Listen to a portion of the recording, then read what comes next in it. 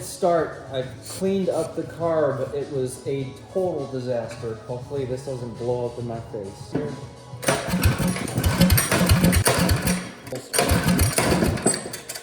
Still doesn't want to start. Sounds really good.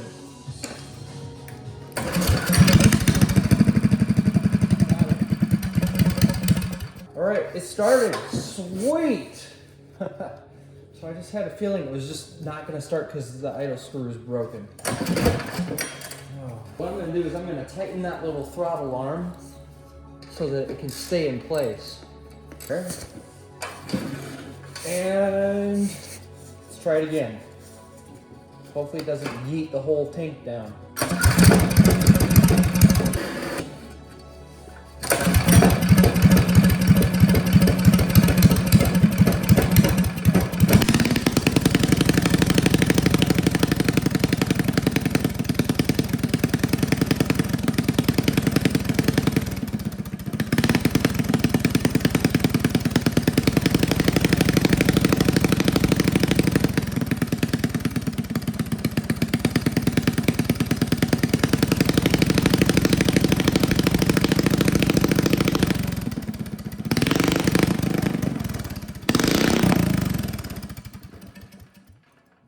Awesome, it sounds so cool. Oh, I'm so proud of myself. That carburetor was a nightmare. So let me explain. The jet and the emulsion tube. The jet was completely stripped. It was completely gummed up.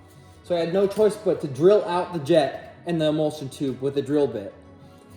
And to top it off, the whole bowl and beyond, like up the tube coming down to the bowl, whatever that is where the jet goes, the main jet, was full of like a gelatinous crystallized from all the old gas that had been sitting for years. It had just turned to crystals and just gelatin. It looked like somebody took a bunch of Jello and just mixed it all together and smashed it all in there. It was crazy, disgusting.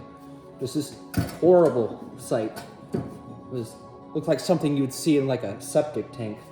And had to get all that crap out. And then I cleaned it all up, removed the pilot jet, cleaned it up. That was pretty okay. Then I had, like I said, I had to drill out the main jet and the emulsion tube because they were just completely stuck. I couldn't get them out with a regular flathead. And this up here was a little bit messed up. The throttle assembly, I got that fixed. Other than that, it's in pretty good shape.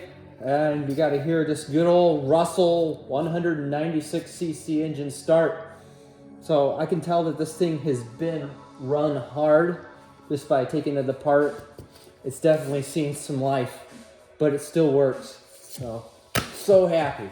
Here's the good old Honda GX390. I've got a new throttle assembly here. So the old one was about ready to rot through. It was just so rusted.